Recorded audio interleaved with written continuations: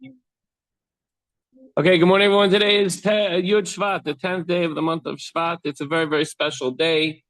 Obviously, we commemorate the yahrzeit of Frierdiker Rebbe, and it's the day that the Rebbe became our Rebbe. When I say ours, I mean ours, the entire world. So I speak on behalf of everyone. Mazel Tov also for Levi's, Hanochas Tefillin.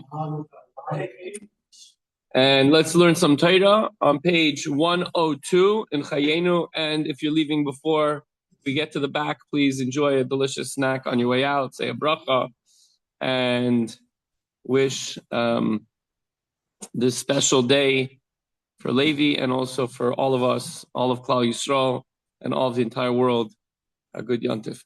Okay, in today's lesson, haughtiness, when a person's boastful, braggadocious, that's a form of idolatry. If you're serving yourself, you're serving something other than Hashem. So be very careful with your ego. Leave it out the door, maybe in a mud pit, very deep, deep in the ground. The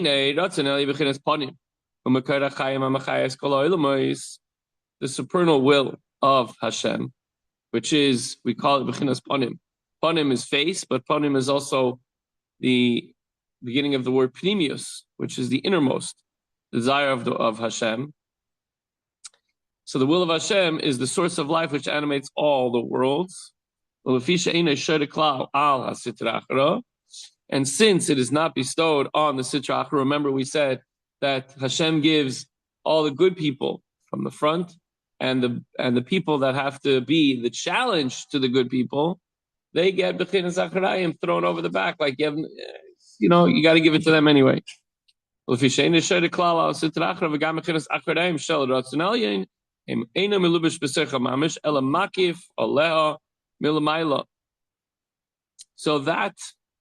part, the Sitra Achra, that part that he gets, it's just dropped down above.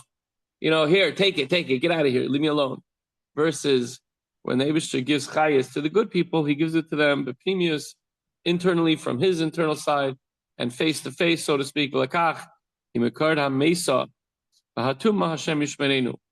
therefore, it is the abode of death and impurity. May Hashem save us from them.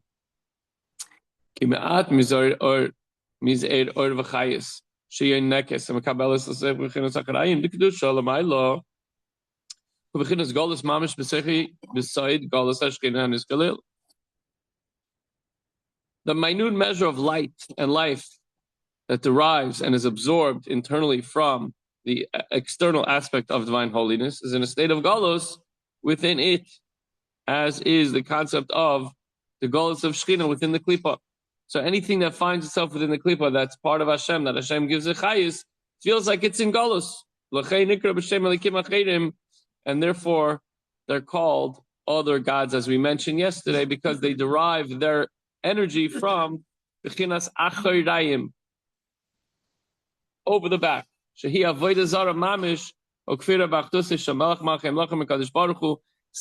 it's the other side, then it's idolatry. You could say, no, it's not idolatry. It's just he has a hard time believing in God. If it's not lined up with what Hashem wants and it's the other side, then it's idolatry because it's self-serving versus serving Hashem. As much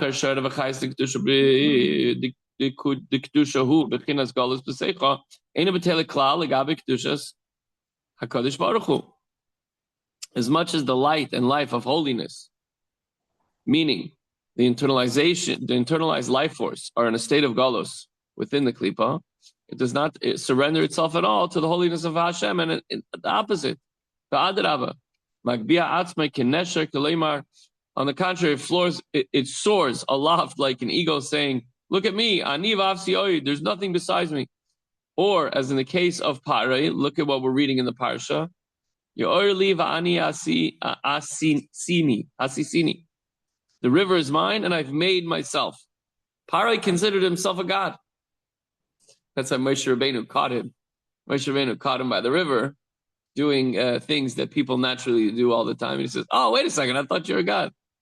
He wasn't supposed to see that, right? Parei considered himself like, I'm like a god, because once, by the way, they have all these studies when people get into a position of power, suddenly they transform, their personality transform. You see it sometimes with police, you see it sometimes with people of authority, even in TSA agents or whatever. Suddenly, like, who are you? Oh, they're given a badge and a thing, and then suddenly they're like, oh. And that's a pari, but obviously in a much higher level. Didn't just flex his authority, but he thought he convinced himself that he was a god.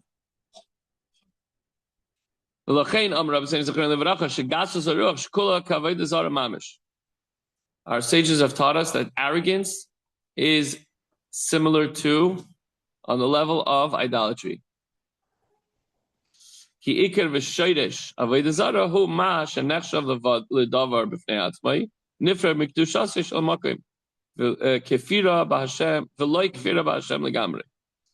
The essence and root of idolatry is that it's regarded as a separate entity, separate from Hashem. And idolatry does not imply an outright denial of God. There is a God, but I'm also a God. I'm also independent. I also have, power over whatever it is. God is above me, but I'm still a God in my little world. We all know some people like that. So they're not denying God, but that they become a God because of their egos. Because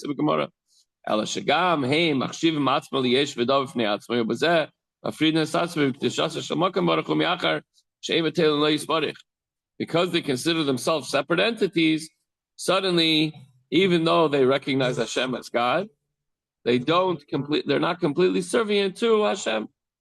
The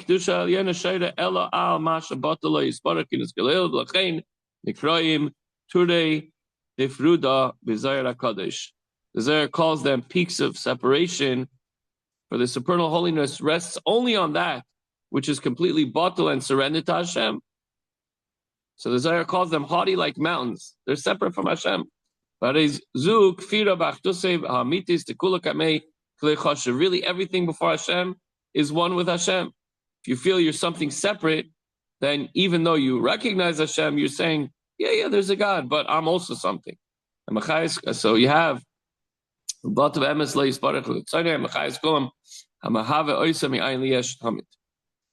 the takeaway for today is obviously arrogance and ego. Ego, we've said many times, ego is easing God out.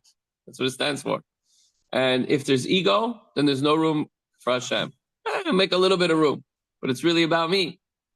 So we have to recalibrate our sense of self. Any form of feeling that there's something, anything, or even an idea outside of Hashem challenges the basic faith that Hashem is one, and Hashem is everything, and Hashem does not change. So we have to make sure sometimes in our lives we get a little caught up with our successes and our status and our stature. We have to put ourselves in check and say, it's all thanks to the Eibishter. Have a wonderful day and a good